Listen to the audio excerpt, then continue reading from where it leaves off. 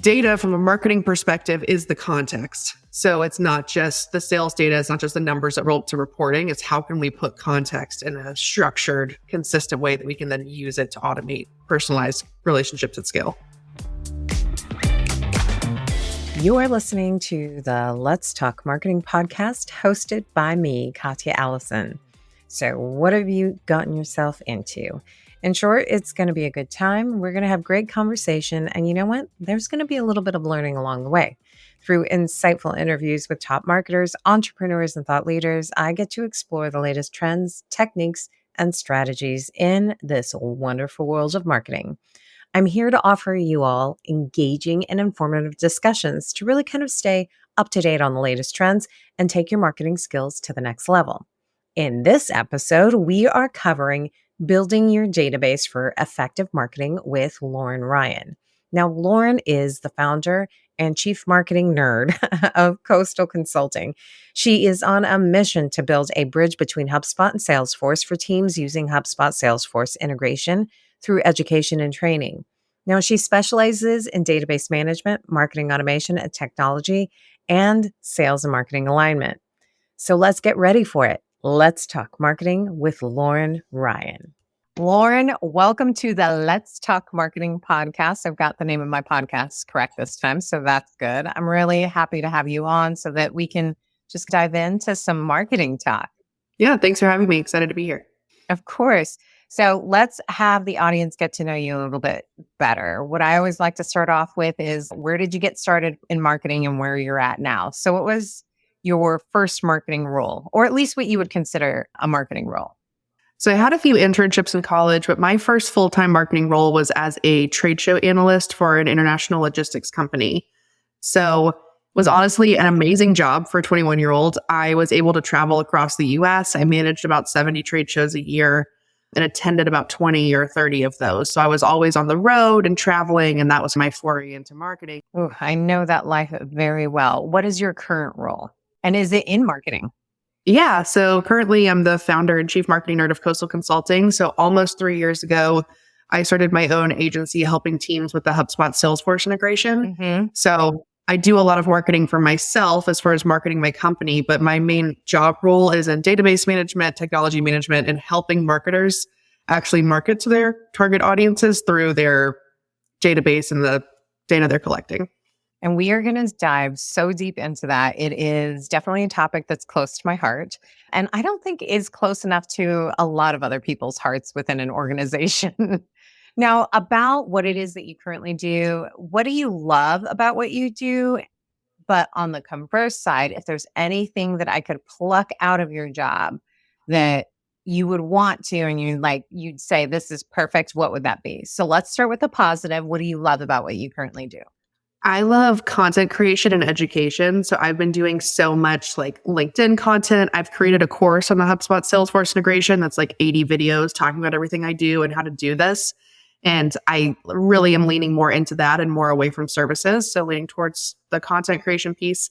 If there's anything I could pluck out, it would be the need to be in meetings. And I love helping clients. So it's like, it doesn't really agree. It's kind of, I don't know, doesn't make sense. But I do enjoy talking to them and helping them, but I don't enjoy days where I'm just back to back with meetings. So if I could take out obligatory meetings, that would be great. It is very much so a double-edged sword. Like, you need to have the meetings in order to discuss things and have that conversation.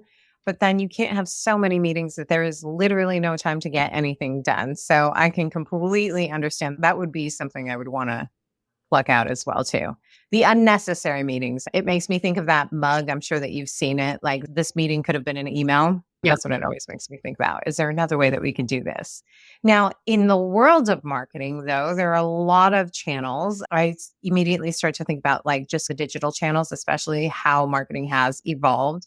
And I'm curious as to whether or not you leverage social media platforms to either get inspired for education or entertainment. It already sounds like you leverage LinkedIn from an education standpoint.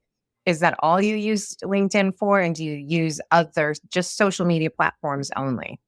So LinkedIn I use for posting educational content about what I do and also lead gen, just as far as people seeing us on there and coming in from that direction. Personally, I use TikTok a lot for mental health and just scrolling to wind down at the end of the day. I'm also creating a channel for my new corgi puppy, so we'll see if she makes me so I don't have to have a job anymore. Uh, I think it's every dog owner's dream, right? They have She's such very cute. personalities. So we'll see. But yeah, I use LinkedIn primarily for any sort of work focused communication. I'm not on X or Twitter. I'm not on Facebook from a work perspective. So LinkedIn's really where it's at for me. I think that's exactly where my jam is too.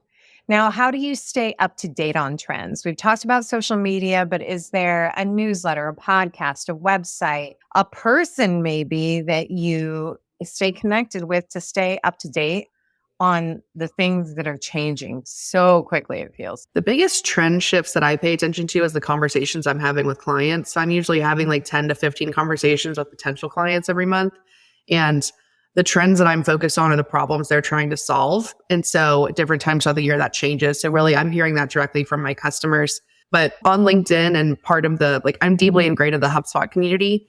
So filing Kyle Jepson specifically on LinkedIn for HubSpot stuff, he's great. And then just the other agency owners and people like me who are out there posting what they're hearing from their clients. So LinkedIn and then my direct conversations. Is there a consistent trend that you find your customers are talking about right now, like in the last, I don't know, maybe 6 months? Yeah, something that I've noticed is people are really trying to consolidate their tech stack. So the people that I work with use Salesforce as their CRM and HubSpot for marketing, but HubSpot is also a CRM. So the reason that I help people is because you need to integrate two CRMs to use that integration well, and that's where I help. But people are looking to, okay, what can HubSpot replace? And so a big thing that I've been doing is pulling people like off of Calendly to put them on HubSpot meetings or off of SalesLoft to get on HubSpot sequences. So what I'm seeing right now is people are tightening spending as far as the software costs. And they're looking at, okay, where can we consolidate? Where are we paying for the same thing in more than one place? That is so true. I think I'm always consistently looking for that. There's never like this one magic platform, but there are a lot of platforms that can do about 90% of what it is that you're looking for. And then the rest you just have to be okay with. Like, I may be having to grab things from other places. So that completely makes sense. So I'm ready to dive into what we came here to talk about, which was really building that strong database to support marketing. I'm going to hit you with a hot one at first, right? I'd love for you to be able to describe your approach to just designing and integrating data from marketing purposes. What does that even mean? Because I think a lot of people assume, well, I'm getting their names, then I can that's my database, right? But I know very well, as you do, that there's more to that. For sure.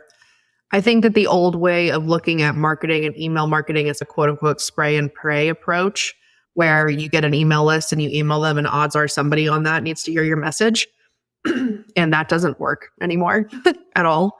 And so whenever you're looking at building a marketing database, it's really figuring out, what does a personal relationship mean for you and your company, and how can you use data to create one? So everything everyone's looking for this personalized approach to marketing these days, right? Like if you look at the Amazon effect, and what people are expecting of companies is higher regardless of where you're at. So when you're looking at a marketing focused database, we're looking for context that we know about this customer. Like, what context can we build on in marketing messages? So personalization is not just a merge tag for first name anymore. It's understanding what products they've looked at, what they already have, and anticipating their next move and their next interest.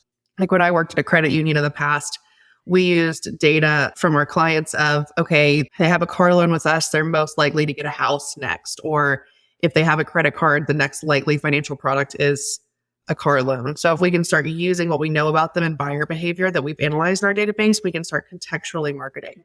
And so data from a marketing perspective is the context. So it's not just the sales data, it's not just the numbers that roll up to reporting, it's how can we put context in a structured, consistent way that we can then use it to automate personalized relationships at scale. So I'd love to double click on that a little bit, because everything that you're saying completely makes sense, right? We want to take a look at the context. Your example is spot on. I think that ideally most brands, companies, whatever, are looking for that insight I want to know if they, and I'll use my own example, if they watch this webinar, are they more likely to? So how do we set that up, or what is it that we need to set up in order to get like the context of what you had just described in your example and what I just articulated as well? So I think there's different tools that are designed to help with that. I know in HubSpot, they have attribution reporting, which has been really helpful to start looking at attribution models and where certain marketing assets fall in. Like you can look at the attribution of a specific webinar all the way to revenue using HubSpot's reporting. So that's one way that I help clients do that. And whenever you're using the HubSpot Salesforce integration, you have to create those deals in HubSpot to get that attribution data. So that's something else I've helped people with. But when it comes to figuring out that trend, it's highly industry specific. So sometimes in your industry, there's a standard study that says this is what's likely. So in the credit union, we were actually handed a sheet that says, hey, in our industry, it's likely that if they have a credit card with you, they'll do this next. So that was really helpful to have somebody say, this is the trend. But when it comes to figuring out your own approach, it's really testing. So looking at if you do A/B testing of, okay, if I get 500 leads a month, I'm going to put 250 towards a webinar series and 250 towards an ebook series. And then based off of that, convert. And then you essentially just take those numbers and continue to test and loading up the most optimized path. But it's really building quality content and then testing paths. If you don't have an industry standard for what is next best, you need to figure that out within your own database through testing, and then use a database or a platform that has the ability to store that context so you can then leverage it again in the future. So I'm obsessed with what you just said in regards to testing if you don't have that baseline.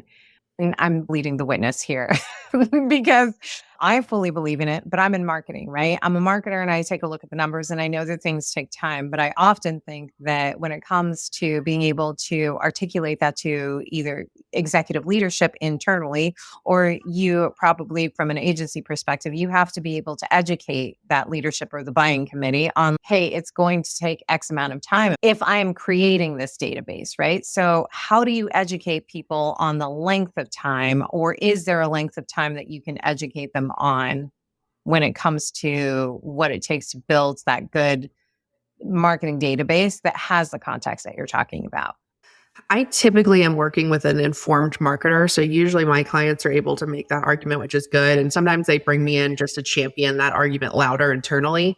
But for me, the expectations I set is whatever you're starting with is what you have. There's two ways to get more. There's one, there's time and test, or two, pay for it to get it now. Some clients will use things like Zoom Info Insights to then, it costs a lot, but you're able to get that intent data to see, okay, Zoom Info says it looks like they're going to buy a new CRM software soon. So you get that like hand raised to go talk to that person.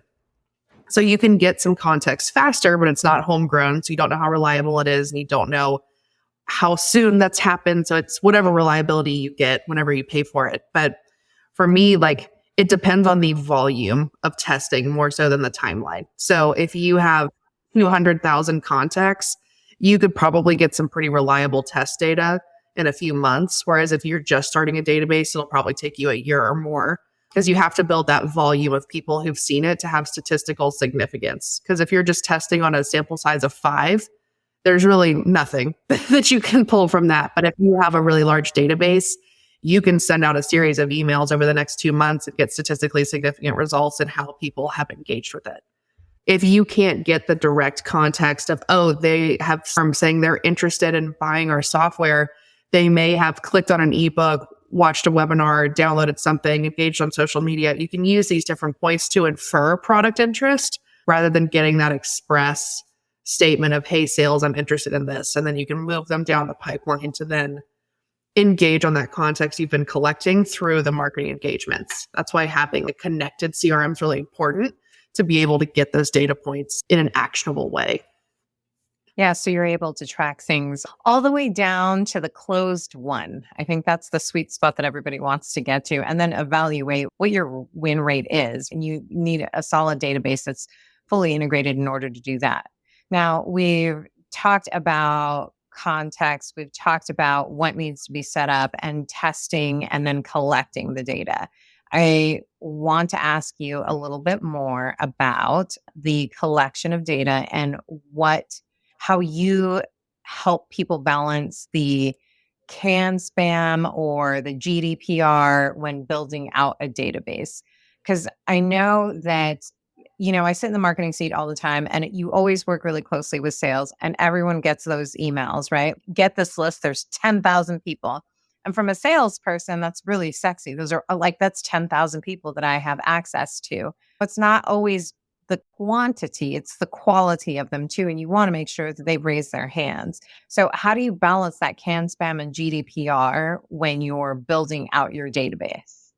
So I'm super strict on data privacy laws. Like I am like very big on we are going to follow this. If I work with you, you're going to follow this. So I have it in my contracts actually like explicitly stating this language because I'm so big on it.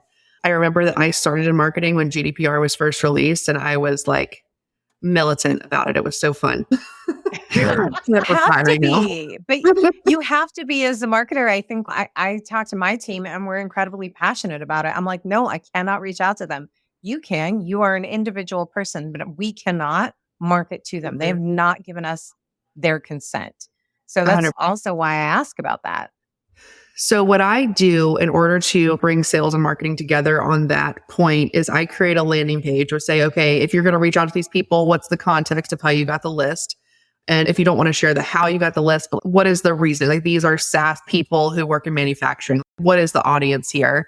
And then I will create a landing page that has a form with a consent checkbox that's about a certain offer. So I'll tell them, hey, you can email them one-on-one and tell them about this ebook or schedule a meeting or whatever the call to action is that makes sense. And then I give them a way to get that marketing opt-in to get them in the CRM, and the sales team can take whatever list they get and email them one-on-one. But until they actually submit that form and that person opts in, then we're not adding them to the database or we're not adding them to the marketable database. So I enable the sales team to do these outbound campaigns to give them what they need to work a trade show list or whatever.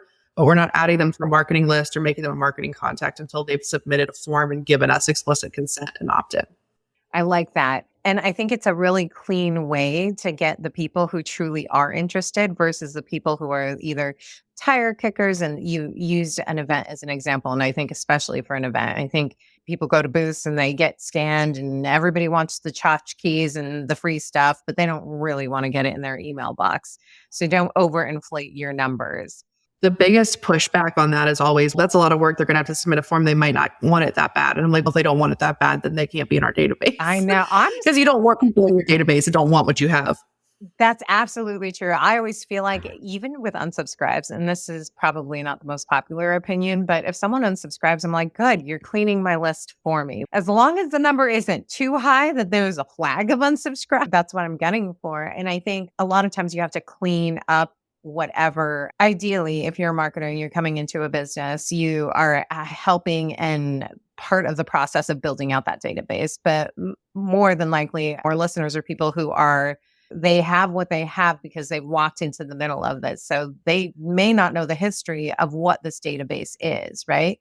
Not what the database is, but where it all came from. First of all, do you run into that? And if you do, how do you ensure like kind of data accuracy and consistency? Is it something like that, the landing page that you just stated as an example for your first send to scrub up and clean up your list? Or do you have other tactics for data accuracy and consistency? Whenever I'm working with someone, and this is a big trigger for someone to reach out to me, is they're brand new to their job. They were hired to come in and fix HubSpot and Salesforce, reinvigorate marketing, what have you. And so they're plopped into a HubSpot account that they've had no influence on up until now. So it's probably a disaster for several reasons.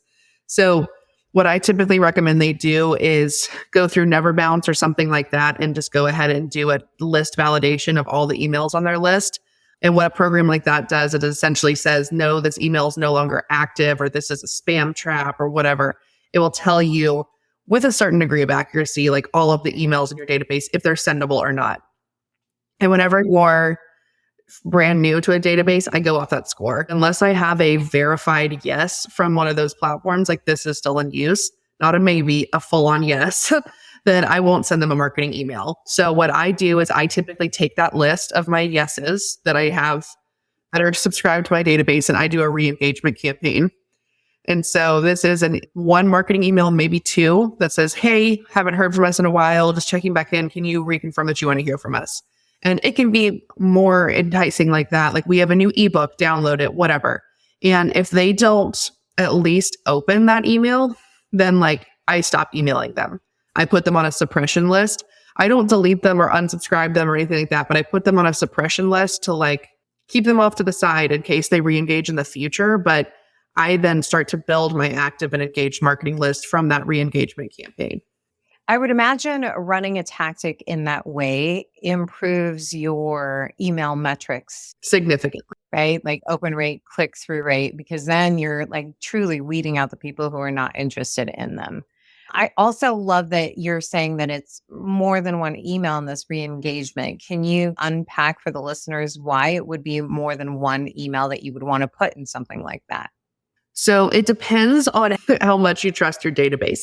So if you know that you're coming into an account where they've purchased a ton of lists and uploaded them, cool. Let's only send one email because these people likely never gave us their opt-in anyway. Like, we don't want to be marked as spam. If it's a database where they used to have some forms, people have filled them out over time, they just haven't been talked to or addressed in a long time. If it's just sat there for a year and no one's talked to them, I'm okay with sending them 1, 2, 3 emails as long as we know that they did come into this database at some point. We just don't know that they're active or care now. Because honestly, if you're interested in like a software, it's not very likely you're still interested in it a year later, unless you are a large like enterprise company that takes that long to make a buying decision. Like, interest fades. So if they wanted your product a year or two ago, they likely don't now.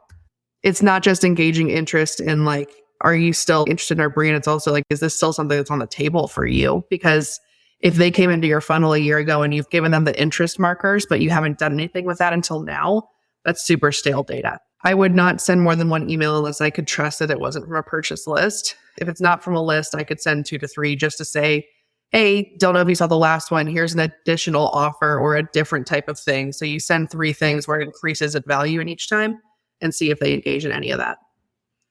I love that. See, and you're dropping all of these like email marketing insights as well too. I feel like email marketing is like the unsung hero of marketing. It doesn't have the cost of so many of the other tactics as well too. And you're working with the people that have already, in theory, have shown some sort of interest. So I love that. Now, in your opinion, what are the most important metrics to track within a marketing database? And how do you ensure that you're affectionately, you can affectionately do it, but effectively captured and analyzed that information? So what are the most important metrics for you to track? Is it first name, last name, company? And I'm sure that it varies based on industry, but I would imagine that there are some core things that can really help you. So if I'm tracking like marketing performance, the biggest things that I track is marketing sourced opportunities, marketing sourced revenue, and then I typically go by like attribution for activity. So I'll look at a workflow series and look at overall how many customers did this generate. Like, my focus is really on bottom of the funnel metrics. I don't do a lot of focus on top of funnel. When it comes to like database quality, if I'm looking at metrics from that perspective, I'm looking at bounce rate, unsubscribe rate. If you're using HubSpot specifically, they have an email health score where it can go break down everything for you. I'm obsessed with looking at that with my clients because it gives you something to work towards and have benchmark data. Like, you can get a data box, like being able to see how you compare to others is so helpful. But yeah, I'm really looking at that marketing generation, like contribution to the full picture of the business, because at this point in a lot of these conversations, there's not much conversation or room for anything else than marketing actually contributing to the bottom line. And marketing has very much taken over a lot of sales because a lot of people are just point and click selling. There's not a big sales process at a lot of companies now. So your ability to drive revenue as a marketing leader is so important now. I'd love to hear your thoughts on leveraging your database for remarketing and like what is the best execution for something like that. I am not an expert in remarketing, so I'll definitely throw that one out there. But what I think is really valuable is if they visit a high value page, to follow them on social. I think that's what I've heard being the most successful. So if they go to my services page, if I had the budget to follow them on social, that's what I would do. And retarget with LinkedIn content is really what I would do. But I think that retargeting should be focused on specific pages. All too many times people don't exclude like potential hires or competitors, stuff like that from their targeting and waste their ad spend. So I think retargeting from that perspective, what I can do retargeting wise is via email marketing. So with HubSpot and no ad spend, like my website is built on HubSpot and I use HubSpot for marketing automation. So what I can do is whenever they revisit a service pages, like I can trigger an email to them to say, hey, schedule a call or something like that. So I really do my remarketing based off of web page visits. I love that. And I think that's really great advice. Hopefully listeners are jotting those down or waiting for the key takeaways at the end of it. Now, you've shared so much information with us, and I really appreciate that. I've got one final question for you before we completely close everything out. And that is, if you knew then what you know now, what is the marketing, personal, professional advice that you give yourself? It's choose your own adventure and how you answer that. There's so many things that I've learned, but I think the biggest thing that I've learned the past few months is I would have started putting a lot more on LinkedIn a lot sooner. I think that applies to more platforms too, but I think that the biggest way that we connect now as people is through knowledge sharing and learned lessons, just like we're doing in this question. And I think that it would have been so cool to have documented my journey earlier on LinkedIn. And I have gotten so much from that community and given so much to that community. And I wish I would have started that sooner. That's really great advice. And you're right. Like, I think it's so much easier to listen to somebody sharing their story than a brand specifically telling you about how great they are. Of course, they're going to say that they want to sell something. I cannot thank you enough for coming on here and just share your knowledge. I think that there were a lot of insights that were shared as well, too. I just really appreciate you coming on. Thanks for having me. Thank you. All right. One of my favorite parts. I've got some key takeaways for you today. My first key takeaway is personalization is important in marketing. Now, personalization is something we hear about often in marketing. We want to be sure to really craft the right experience for those we're working on moving down the funnel to purchase. The use of data to create that personalized journey or experience is key to that. This requires that your CRM is set up to connect to these data points throughout the journey. While I feel strongly that this is something you need throughout the funnel, I know Lauren is really focused on that bottom of funnel. And it's not that I don't think that that's valuable. Of course it is. I think it's something that you should be working towards to make bottom of funnel impactful. So during this episode, it was very focused on bottom of funnel, but no, like you should be collecting data points as soon as they walk through the door. Now, number two, key takeaway number two. In short, it is testing, testing, and testing. An area that we both really agreed on is you've got it, testing. You have to test to gather data and also to get quality data. If you don't have an industry standard to measure yourself against, you need to figure out what your own standard is, which you can only do by gathering enough data. Now, this involves a healthy amount of testing. A great example of testing and getting data from it is in email marketing. I believe, if memory serves me right, she had an email example, or she shared with us an email example. So let's say that the group that you send an email to, let's say someone doesn't open the email or they unsubscribe. Knowing that they're just not into you tells you something. So take a look at the story behind your data. It could just be that the message you sent doesn't resonate. What if you made tweaks and resent it? Test, test, and test again. Now, that being said, in the example that I just gave, I'm not implying that you should reach out to someone that has unsubscribed. This is more if they didn't open or click that call to action in your email. So test things out. And the last key takeaway, privacy laws matter.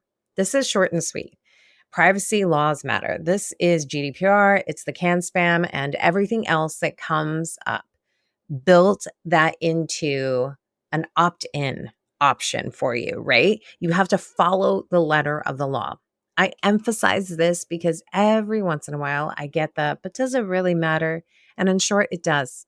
Think of the annoying calls you get on your phone that you don't want. So don't be that person, is all I'm saying. Now, I would love to hear the nuggets of insights that you all pulled from this episode. Please share them on LinkedIn, engage with us, subscribe and follow on LinkedIn, also on YouTube, Spotify, or wherever you're listening to podcasts. A special thank you to my podcast producers, the amazing team at Content Allies. And thanks to you for spending your time with me today.